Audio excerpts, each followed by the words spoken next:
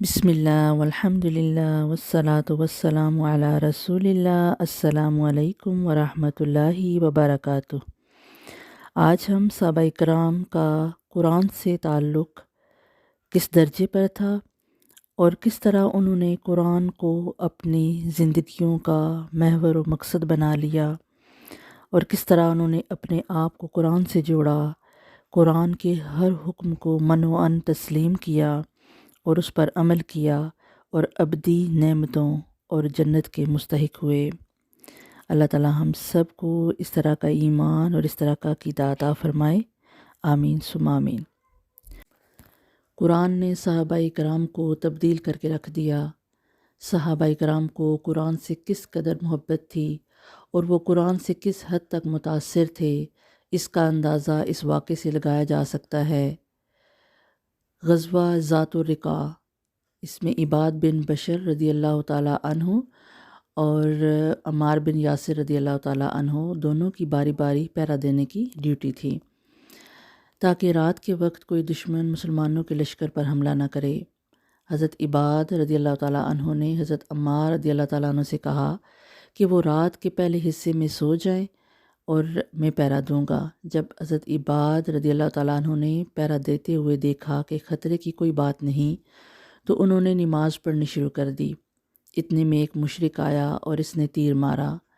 حضرت عباد نے نماز کے دوران ہی تیر کھینچ کر نکال دیا اور نماز میں مصروف رہے حتیٰ کہ نماز مکمل کر لی۔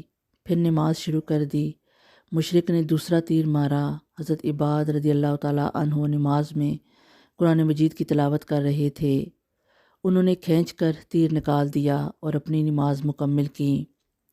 ایک بار پھر نماز شروع کر دی۔ مشرک نے تیسرا تیر مارا تو انہوں نے تیر نکالا اور اپنی تلاوت ختم کی اور حضرت عمار رضی اللہ تعالیٰ عنہ کو جگایا۔ حضرت عمار رضی اللہ تعالیٰ عنہ نے کہا، آپ نے مجھے پہلا تیر لگنے پر ہی جگا دیا ہوتا۔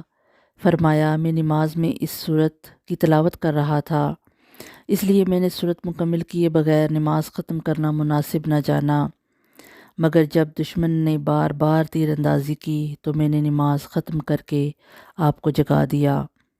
اللہ کی قسم، اگر مجھے اس بات کا اندیشہ نہ ہوتا کہ رسول اللہ صلی اللہ علیہ وآلہ وسلم نے مجھے جس جگہ پہرا دینے کے لیے متعین فرمایا ہے اسے خطرہ لاحق ہے، تو میں صورت پڑھتا ہی رہتا، یا یہ صورت مکمل ہو جاتی یا اسی میں میری جان چلی جاتی۔ سبحان اللہ۔ قرآن کریم کی حقیقی قدر و قیمت اس کے معنی میں پوشیدہ ہے۔ قرآن اپنے پڑھنے والوں میں بنیادی تبدیلی پیدا کر دیتا ہے، اس کی عقل کی تشکیل نو کر دیتا ہے، ان کے قلوب میں نئی روح پھونک دیتا ہے، ان کے نفس کی ایسی تربیت کرتا ہے کہ قرآن کا مطالعہ کرنے والے اللہ کی صفات کے عالم، اخلاص و بصیرت سے اس کی عبادت کرنے والے اور اللہ تعالیٰ کے احکام و قوانین کی پابندی کرنے والے ہو جاتے ہیں۔ انسانوں میں قرآن کریم کے ذریعے ہونے والی یہ تبدیلی صرف اس صورت میں ہوتی ہے جب اس کا تدبر سے مطالعہ کیا جائے اور ساتھ ساتھ اس پر عمل بھی کیا جائے۔ قرآن کے الفاظ کو محض زبان سے ہی پڑھ لینے سے تبدیلی نہیں آتی، نہ یہ فوائد و ثمرات حاصل ہوتے ہیں۔ قرآن پڑھنے والے 1000 بار بھی کیوں نہ ختم کر لیں، محض سرسری اور فر تیز پڑھنے سے کبھی تبدیلی نہیں آتی۔ صحابہ کرام قرآن مجید کو جلد جلد پڑھ ڈالنے کو پسند نہیں کرتے تھے۔ حضرت عائشہ صدیقہ رضی اللہ تعالیٰ عنہا کو بتایا گیا کہ کچھ ایسے لوگ بھی ہیں کہ ان میں سے کچھ لوگ ایک رات میں 2 یا 3 بار قرآن پڑھ ڈالتے ہیں۔ حضرت عائشہ رضی اللہ تعالیٰ عنہا نے فرمایا، ان لوگوں نے پڑھا مگر نہ پڑھا۔ رسول اللہ صلی اللہ علیہ وآلہ وسلم پوری رات قیام فرماتے تھے اور اس میں البقرہ، آل عمران اور سورہ النساء یہ صورتیں پڑھتے تھے۔ اگر اس میں خوشخبری ہوتی تو اللہ تعالیٰ سے اسے طلب کرتے۔ اگر آپ صلی اللہ علیہ وآلہ وسلم ایسی آیت پڑھتے جس میں ڈرایا گیا ہے تو اللہ تعالیٰ کی پناہ مانگتے۔ حضرت ابو جمرہ سے روایت ہے کہ میں نے ابن عباس سے کہا، میں بہت تیز قرآن پڑھنے والا ہوں، میں 3 دن میں قرآن مجید مکمل کر لیتا ہوں۔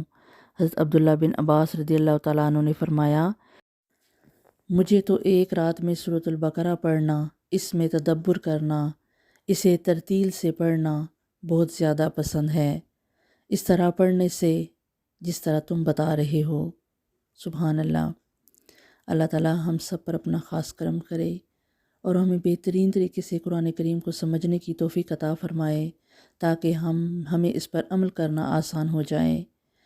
اب یہاں پہ ہم نے جو پڑھا کہ آپ صلی اللہ علیہ وآلہ وسلم آرام سے ترتیل کے ساتھ جب پڑھتے تو آپ صلی اللہ علیہ وسلم جہاں بھی خوشخبری کی بات قرآن کریم میں پڑھتے وہاں پہ اللہ تعالیٰ سے دعائیں کرتے، اللہ تعالیٰ سے خوشخبریاں طلب کرتے، اور جب کوئی ایسی آیت آتی جس میں ڈرایا جاتا ہے تو اس میں اللہ کی پناہ مانگتے۔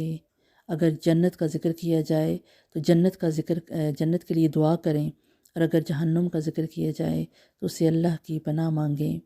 اللہ تعالیٰ ہم سب پر اپنا کرم فرمائے اور ہمیں بہترین طریقے سے قرآن کو سمجھنے کی، اس پر عمل کرنے کی، اس پر تدبر کرنے کی سمجھ اور فہم عطا فرمائے۔ آمین ثم آمین۔